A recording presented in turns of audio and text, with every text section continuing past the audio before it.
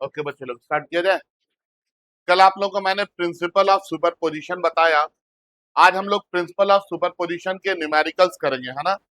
लेकिन उससे पहले सीखेंगे कि इसका न्यूमेरिकल बनाते कैसे हैं, ठीक है। चलिए हेडिंग में डालेंगे steps to solve the problem based on principle of superposition.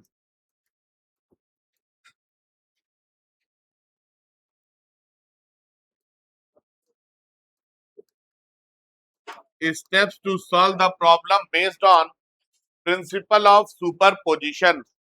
अगर प्रिंसिपल ऑफ सुपरपोजिशन के ऊपर न्यूमेरिकल्स आता है तो उसको सॉल्व करने का स्टेप क्या है, क्या स्टेप हम लोग क्या करेंगे, फॉलो करेंगे, ठीक है। समझ में आ रहा है बात, है ना।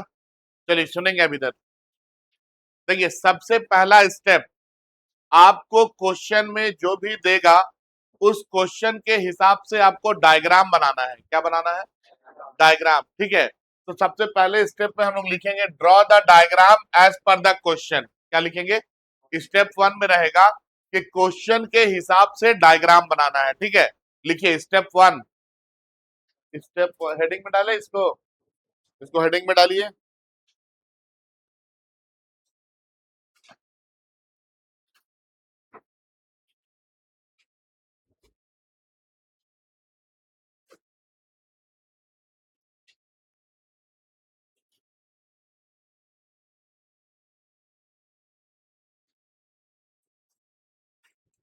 हेडिंग में डाल दिए। लिखिए स्टेप 1। स्टेप 1 में है draw the diagram as per the question. Draw the diagram as per the question. कल एक डायग्राम बनाया था ना प्रिंसिपल ऑफ सुपरपोजिशन में, हाँ या ना। तो उसी तरह से क्वेश्चन में जैसा डायग्राम बोलेगा वैसा डायग्राम बनाएंगे, ठीक है। तो स्टेप 1 है draw the diagram as per the question, ठीक है। इसके बाद स्टेप 2 में लिखिए। स्टेप 2 में लिखेंगे, अब देखिए मान लीजिए कि कुछ भी कल जैसे हम लोग पढ़ रहे थे तो हमने क्या किया था, बहुत सारे चार्ज ले लिए थे, हाँ या ना। Q0 लिए थे, Q1 लिए थे, Q2 लिए थे ना बहुत सारा, Q3 लिए थे। अब इतने में से हम किसके ऊपर फोर्स निकाले थे? Q0 के ऊपर फोर्स निकाले थे, हाँ या ना। तो उसके बाद दूसरे स्टेप में हम क्या करेंगे कि हम वो चार्ज पता लगाएंगे जिसके ऊपर हमको फोर्स निकालना है, ठीक है। तो लिखेंगे पॉइंट नंबर 2 में identify the charge. Identify the charge, point number 2 में लिखेंगे स्टेप 2 में identify the charge on which force is to be determined. Identify the charge on which force is to be determined. Identify the charge on which force is to be determined. वो charge के बारे में पता लगाएंगे जिसके ऊपर हमको क्या करना है, फोर्स निकालना है, ठीक है। इसके बाद अब जैसे इस चार्ज के ऊपर हमको फोर्स निकालना था, है ना। तो ये पॉजिटिव पॉजिटिव में रिपल्शन, ये पॉजिटिव पॉजिटिव में रिपल्शन, ये पॉजिटिव पॉजिटिव में रिपल्शन। तो हम सारे फोर्स का डायरेक्शन पता कर लिए थे ना, ठीक है। तो स्टेप 3 में लिखेंगे find the direction of each force. Step 3 में लिखेंगे find the direction of each force. Step 3 में लिखेंगे find the direction of each force. Find the direction of each force, ठीक है। इसके बाद स्टेप 4 में लिखेंगे find the magnitude of each force. Find the magnitude of each force. Find the magnitude of each force. जितना force है ना, जैसे F1 F2 F3, जितना भी फोर्स रहेगा सारे फोर्स का मैग्नीट्यूड निकालेंगे, ठीक है। तो find the magnitude of each force. Find the magnitude of each force, ठीक है। इसके बाद किसी भी दो फोर्स के बीच में हम लोग एंगल पता करेंगे। तो लिखेंगे find angle between the two forces. Step कितना, 5 ना। स्टेप 5, स्टेप 5 में लिखेंगे find find angle between find angle between the two forces, find angle between the two forces, find angle between the two forces। ये step 5 था। और last में step 6 में लिखेंगे, स्टेप 6 में यूज फॉर्मूला, यूज फॉर्मूला। कौन सा फॉर्मूला? तो आपको पता है रिजल्टेंट निकालने के लिए एक ही फॉर्मूला होता है, F is equal to F1 square plus F2 square plus 2F1 F2 into cos theta. ये फॉर्मूला यूज करेंगे रिजल्टेंट निकालने के लिए, ठीक है।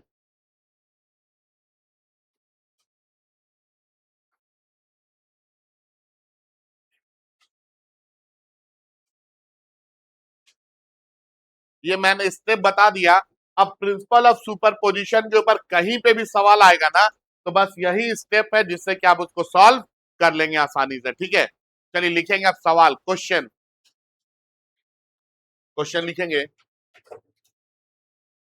लिखिए थ्री चार्जेस, क्वेश्चन है question, three charges, three charges each of plus Q, three charges each of plus Q, three charges each of plus Q are kept, are kept KEPT, three charges each of plus q are kept at three corners, are kept at three corners, are kept at three corners of an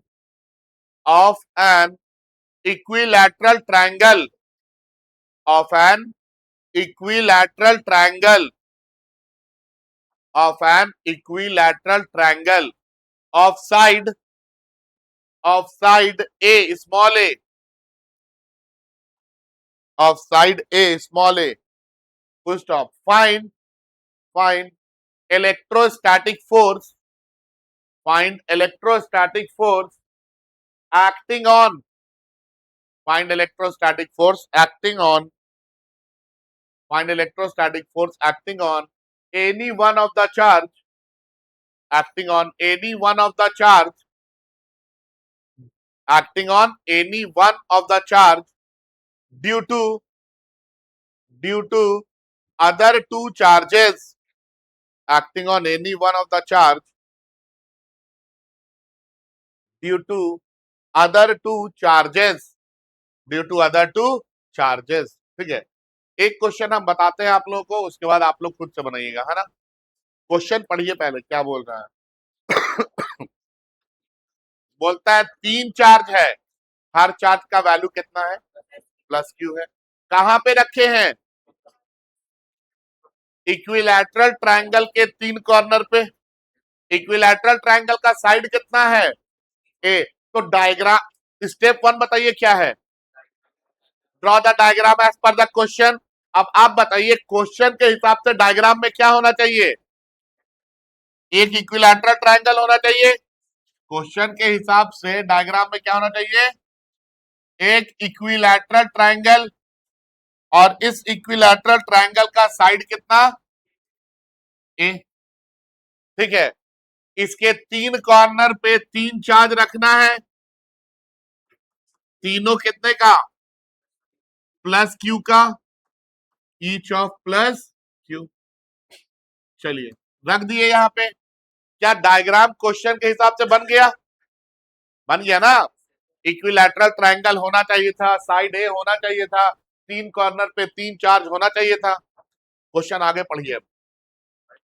find electrostatic force acting on any one of the charge, मतलब किसी भी एक charge पे। आया ना। पढ़िए question पढ़िए, अपने से पढ़ के समझिए, पहले हमको आता है, आप लोग समझिए। Find electrostatic force acting on any one of the charge due to other two charges, मतलब इन तीनों में से किसी भी एक चार्ज पे फोर्स निकालिए बाकी दो के वजह से। यही है ना इसका मतलब। स्टेप 2 पढ़िए अब। Identify the charge on which force is to be determined. यहां पे कोई एक स्पेसिफिक चार्ज दिया है क्या?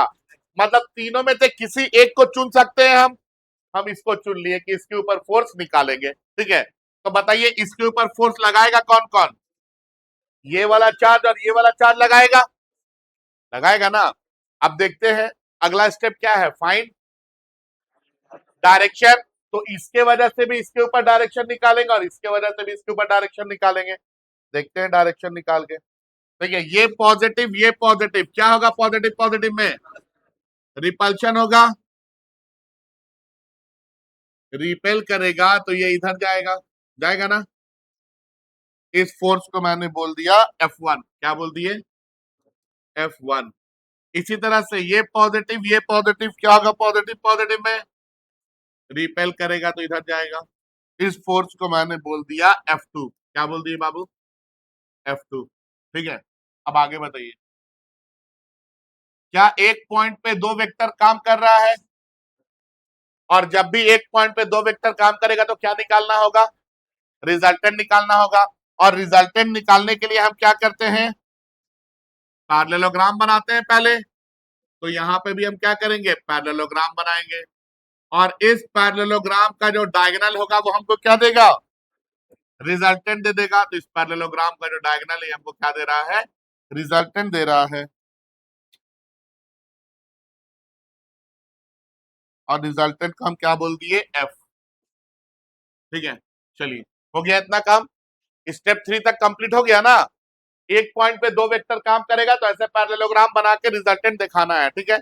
अगला स्टेप पढ़िए, find the magnitude of coulomb force. का मैग्नीट्यूड मैंने आपको बताया है। कूलम फोर्स के लिए मैग्नीट्यूड क्या है? F is equal to 1/4πε0 Q1 into Q2 divided by R square, यही होता है। हमको यहाँ पे F1 और F2 का वैल्यू निकालने बोला जा रहा है। तो F1 के लिए चार्ज कितना कितना है? Q और Q, और दोनों के बीच की दूरी कितनी है? A है। तो इसको हम लिख सकते हैं क्या कि F1 is equal to 1/4πε0 Q into Q divided by A square.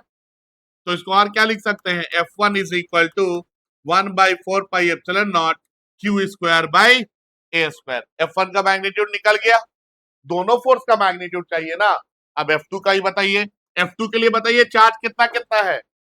ये Q और ये Q, दोनों Q Q ही है। क्या लिखेंगे?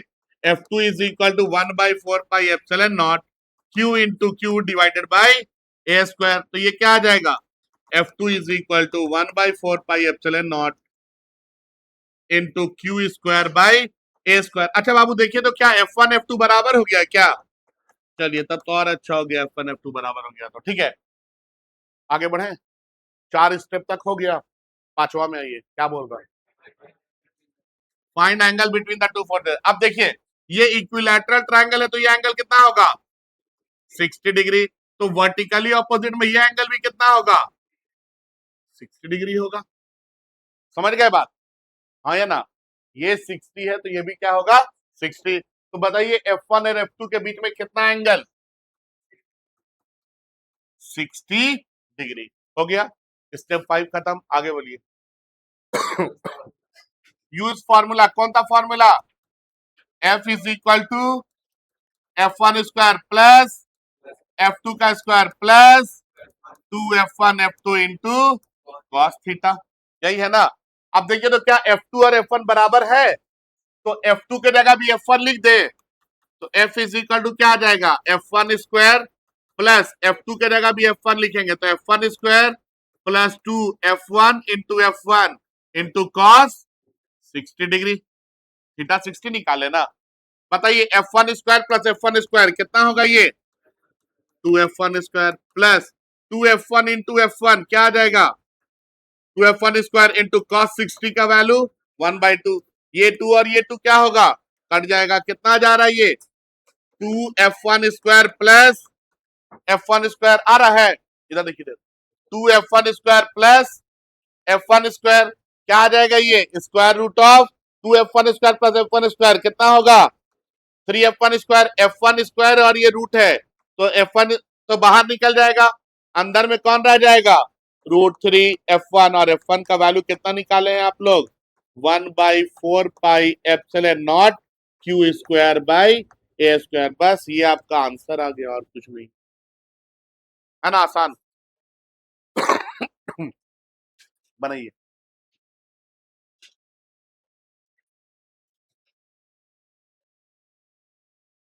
इस तरह क्वेश्चन आप लोग को हम क्लास 11 में ग्रेविटी ग्रेविटेशन में भी पढ़ाए हैं। कॉपी कीजिए।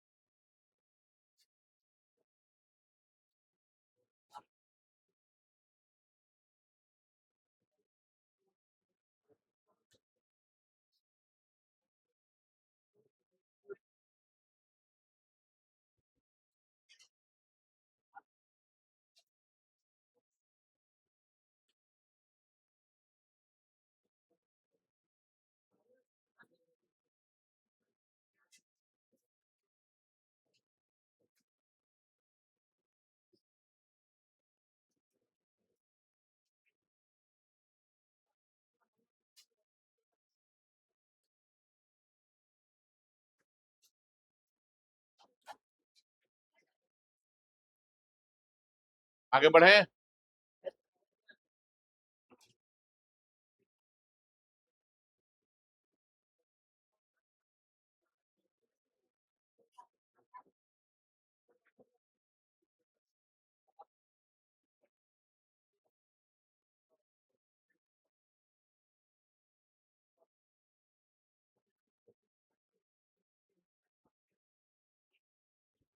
नेक्स्ट क्वेश्चन लिखिए, 3 charges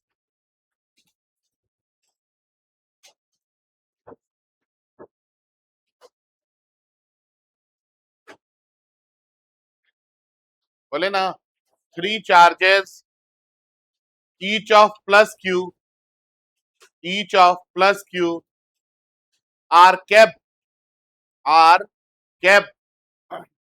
at 3 corners, are kept at 3 corners, are kept at 3 corners of right angled, 3 corners of right angled isosceles triangle, right angled isosceles triangle of side A small a, of side A small a, of side A small a, full stop. Find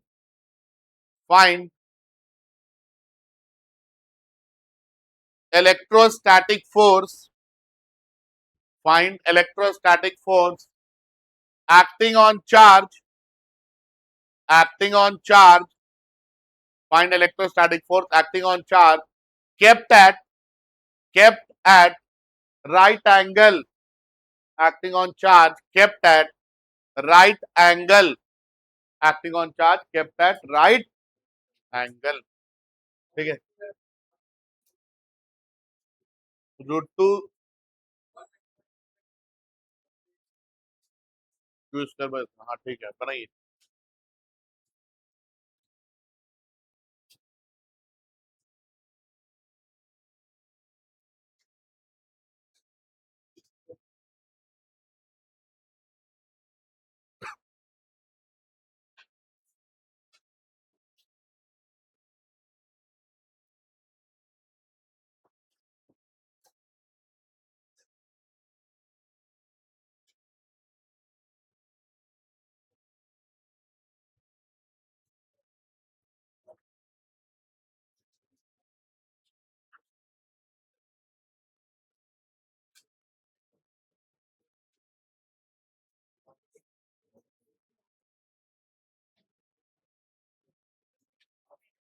हो गया, बना लिए।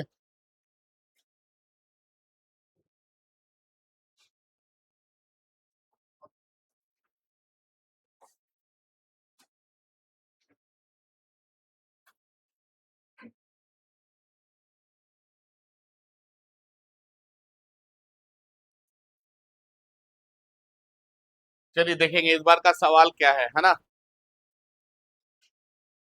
देखा जाए, बन जाएगा ना। इस बार हमारे पास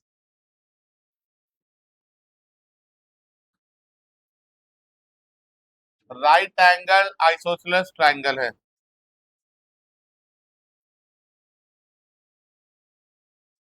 अब देखिए, राइट एंगल आइसोसेलेस ट्रायंगल का मतलब क्या है, मतलब एक एंगल 90 डिग्री है और दो साइड जो है वो इक्वल लेंथ के हैं। ठीक है, क्वेश्चन बोला कि 3 चार्ज है मेरे पास, 3 चार्ज को हम 3 कॉर्नर पे रख रहे हैं और तीनों चार्ज का वैल्यू कितना है, प्लस क्यू है। बोलता है कि बताइए कि राइट एंगल पे जो चार्ज है इस पे कितना फोर्स लगेगा। ठीक है, यही है ना, राइट एंगल आइसोसेलेस ट्रायंगल हो गया और बोला कि राइट एंगल पे जो चार्ज है इस पे कितना फोर्स लगेगा।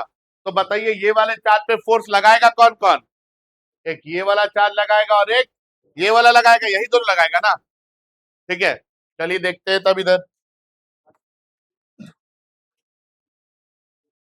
हाँ ठीक है, ये पॉजिटिव ये पॉजिटिव, पॉजिटिव पॉजिटिव में क्या होगा, रिपल्शन, रिपेल करेगा तो इधर फोर्स लगेगा, इस फोर्स को क्या बोल दिए, F1। इसी तरह से यहाँ पे आइए, ये पॉजिटिव ये पॉजिटिव, पॉजिटिव पॉजिटिव में क्या होगा, रिपल्शन, रिपेल करेगा तो फोर्स इधर लगेगा और इस फोर्स को क्या बोल दिए, F2। क्या एक पॉइंट पे दो फोर्स काम कर रहा है, और बार बार आप लोग को हम बता रहे हैं जब भी एक पॉइंट पे दो फोर्स काम करेगा क्या निकालना है, रिजल्टेंट। रिजल्टेंट निकालने के लिए पहले यहाँ पे क्या बना लेंगे, पैरेललोग्राम बना लेंगे और इस पैरेललोग्राम का डायगोनल हमको क्या देगा, रिजल्टेंट देगा, हाँ या ना। तो इस पैरेललोग्राम का डायगोनल हमको क्या देगा, रिजल्टेंट दे देगा। ठीक है, अब देखिए कहां तक तीसरा स्टेप तक कंप्लीट हो गया, आगे बढ़िए। अब फोर्स का मैग्नीट्यूड निकालना है, तो हम जानते हैं F इक्वल टू क्या था, 1/4πε0 Q1 Q2 by R square. तो F1 के लिए चार्ज कितना है Q, और दूसरा चार्ज कितना है Q, सिर्फ चार्ज का मैग्नीट्यूड चाहिए है ना। तो F1 के लिए क्या लिखेंगे, 1/4πε0 Q into Q divide by distance कितना है A, तो A स्क्वायर। ठीक है, इसी तरह से ये क्या आ जाएगा, F1 equal to 1/4πε0 Q square by A square. अब F2 निकालेंगे, F2 के लिए भी चार्ज कितना कितना है Q और Q, तो क्या लिखेंगे 1/4πε0 Q into Q by A square. F2 का और F1 का दोनों का वैल्यू क्या आ जाएगा, सेम। अब इसके बाद एंगल निकालना है, तो बताइए F1 और F2 के बीच में एंगल कितना, ये 90 है, तो वर्टिकली ऑपोजिट से ये भी कितना होगा, तो थीटा का वैल्यू यहाँ पे कितना पुट कर देंगे, 90। अब देखिए ये फॉर्मूला में लगाना है वैल्यू हम लोगों को, F equal to F1 square plus F2 square plus 2F1 F2 cos theta. तो F1 स्क्वायर की जगह F1 स्क्वायर, F2 और F1 सेम है, तो F2 की जगह भी क्या लिख देंगे F1। तो F1 square plus 2F1 into F1 into cos 90 degree. cos 90 का वैल्यू कितना होता है, 0, और 0 इंटू कुछ भी कर देंगे तो ये टर्म कितना आ जाएगा, 0। तो ये कितना आ जाएगा, √2 F1 स्क्वायर। F1 बाहर निकल जाएगा, अंदर में कौन रह जाएगा, √2। तो आंसर कितना आ जाएगा, √2 into 1/4πε0 Q square by A square. ये आपका रिजल्टेंट। ठीक है,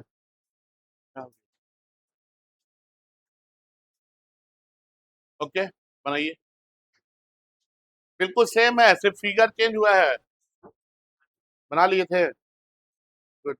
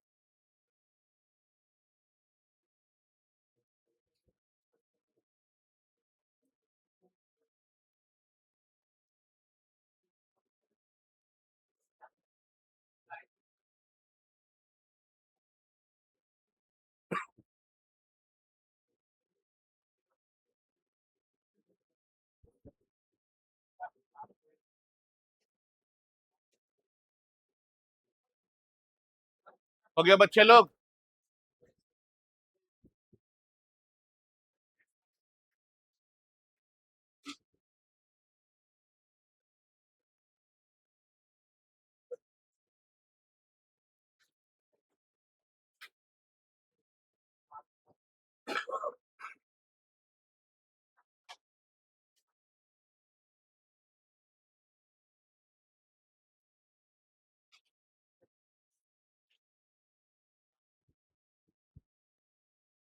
आगे बढ़े,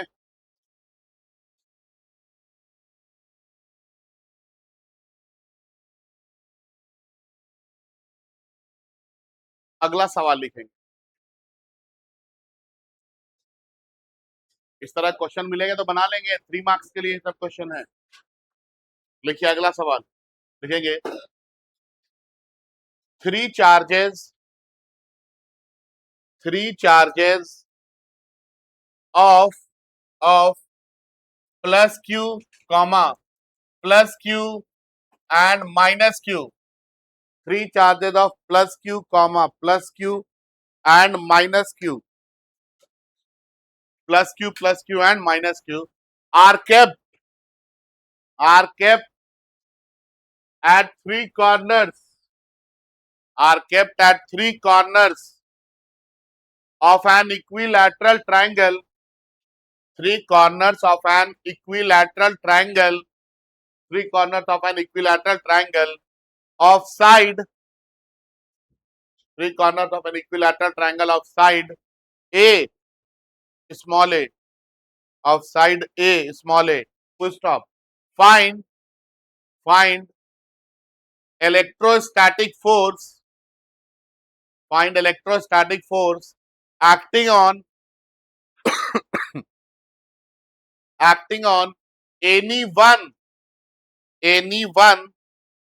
Find electrostatic force acting on any one of the plus q charge. Electrostatic force acting on any one of the plus q charge. Any one of the plus q charge. ठीक है, बनाइए बनाइए question, बनाइए, दो दो question बना दिए हैं, डायग्राम बनाइए, चार्ट पुट कीजिए, उसके बाद देखिए किधर क्या हो रहा है, फोर्स किधर लग रहा है, कैसा लग रहा है, और उसके बाद सॉल्व कीजिए।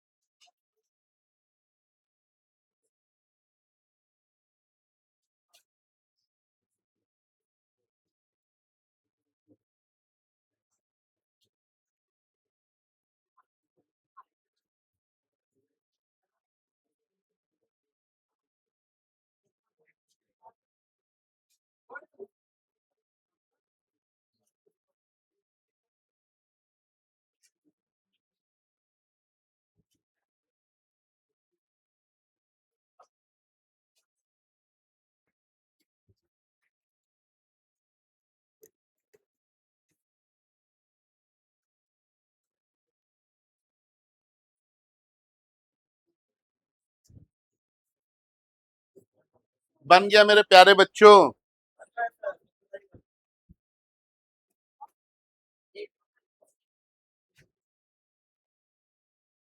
बनाइए, बैठ के मुंह देख रहे हैं, बनाइए, क्वेश्चन बनाने ना दिए हैं जी, दिमाग लगाइए, दिमाग, हाँ,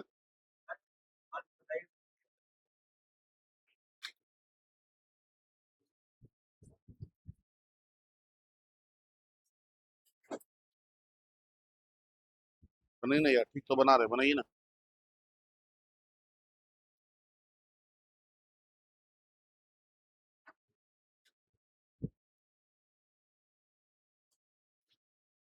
कोई एक प्लस क्यू पे बोलेगा निकालना है। कितना आया?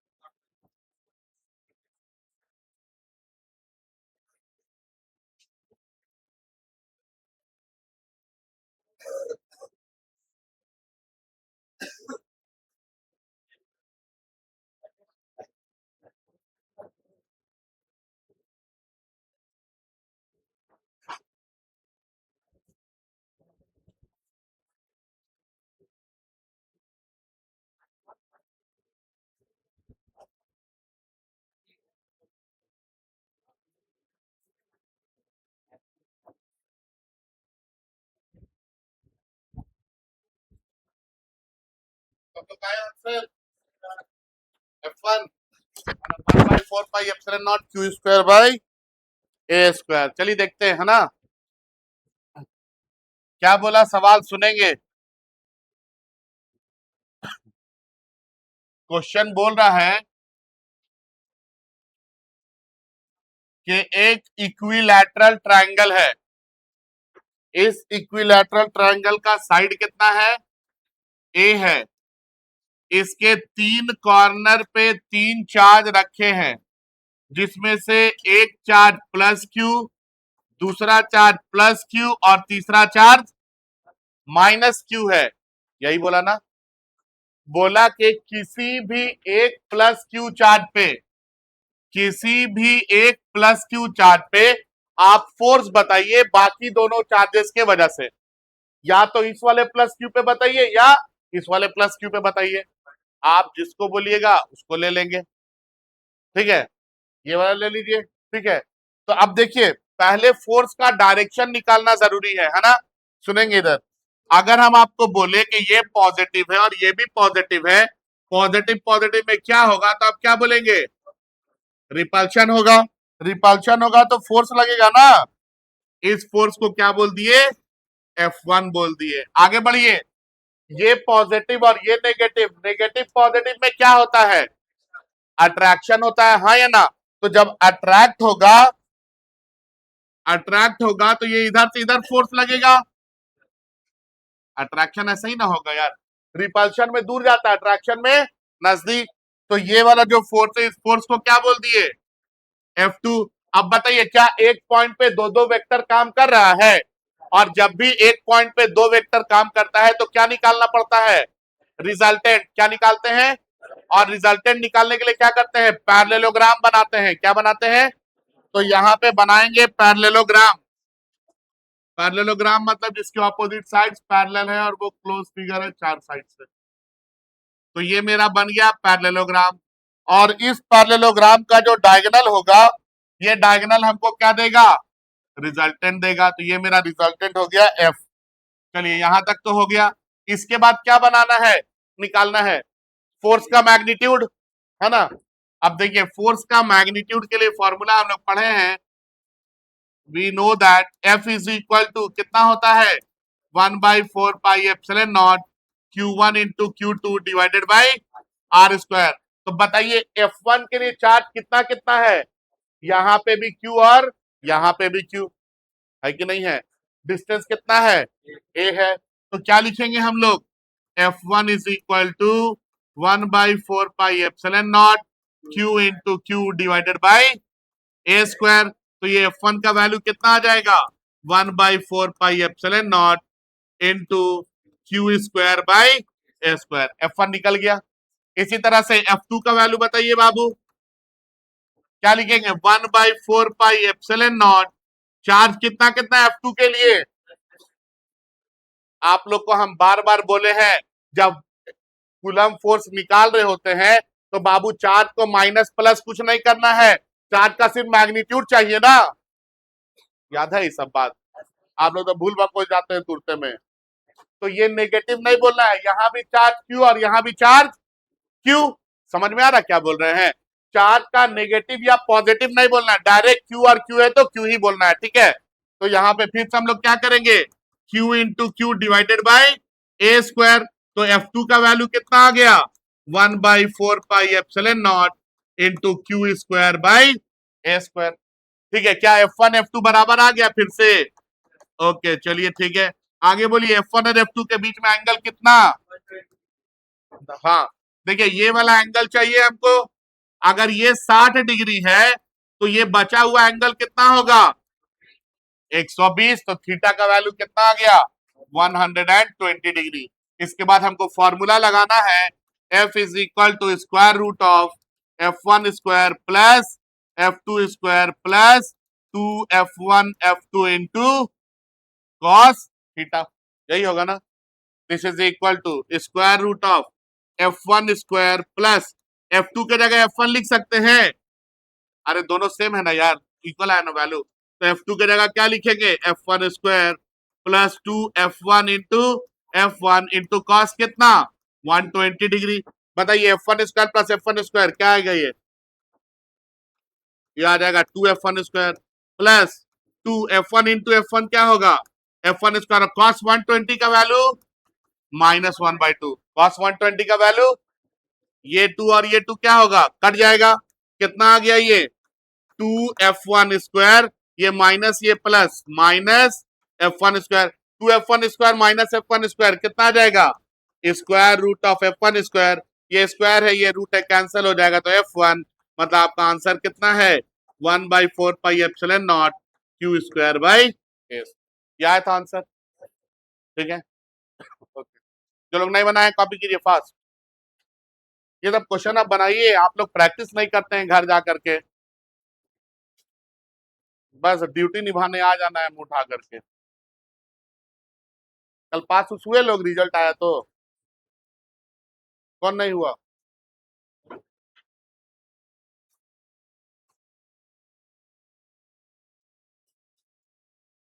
टू 200 पार हुआ किसी का? किसका? कितना? 209। कितना? 217।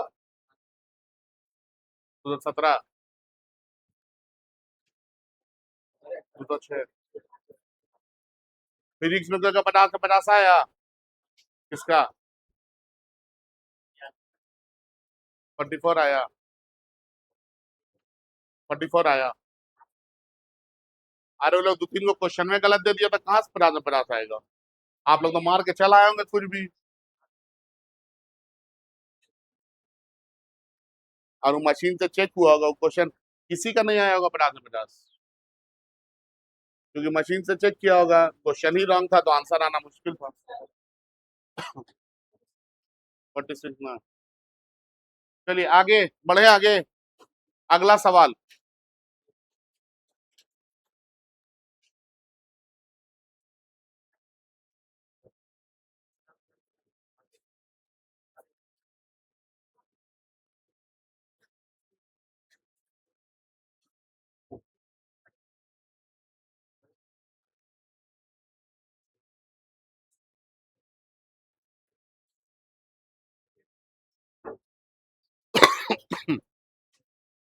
लिखिए टू चार्जेस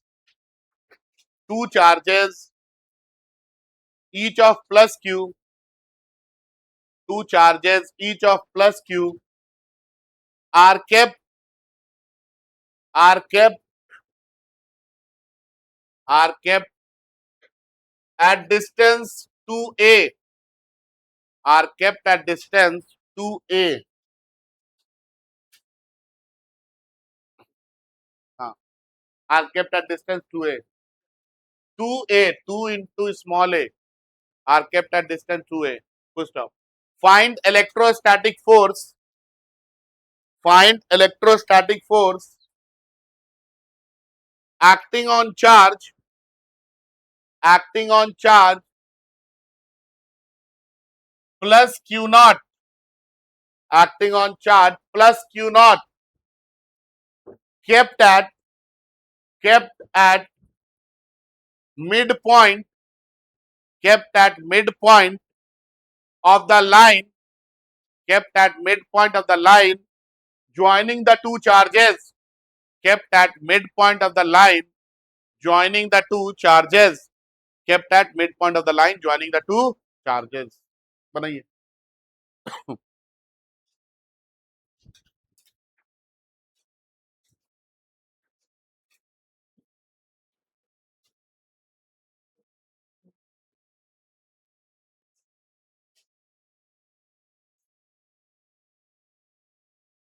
फिर 46 किसका आया है? अब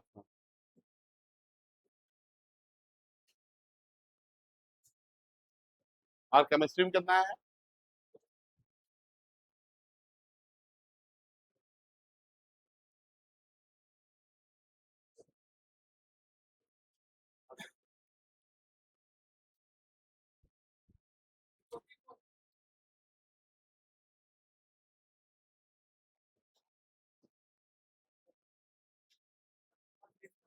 एक सौ। पास कर गए ना सब में।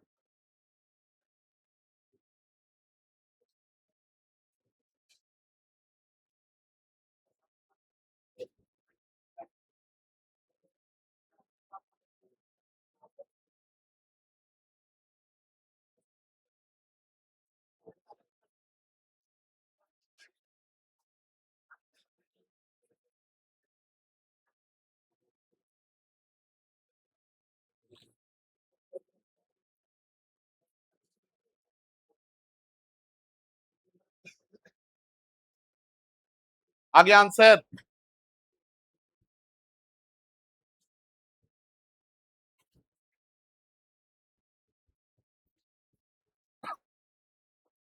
बताइए, आंसर बताइए कितना आया।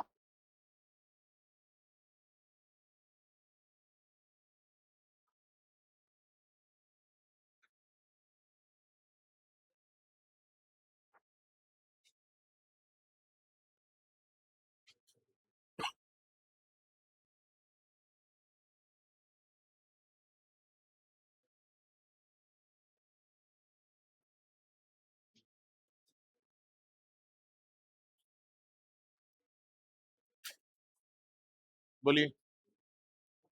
गुड। बोलता है दो चार्ज है मेरे पास, ईच ऑफ प्लस क्यू,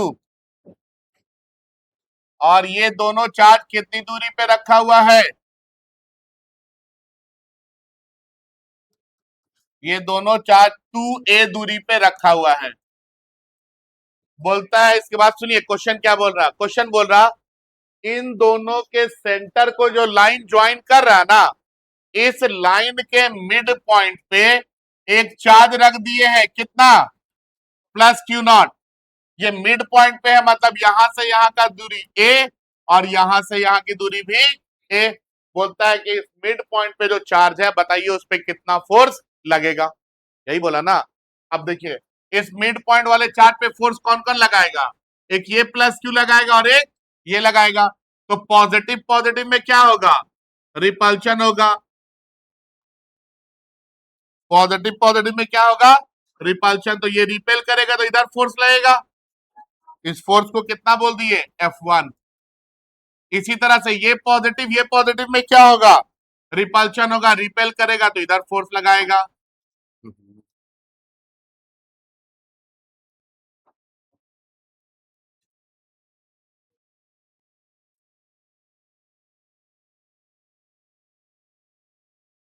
इस फोर्स को बोल दिए F2। ठीक है।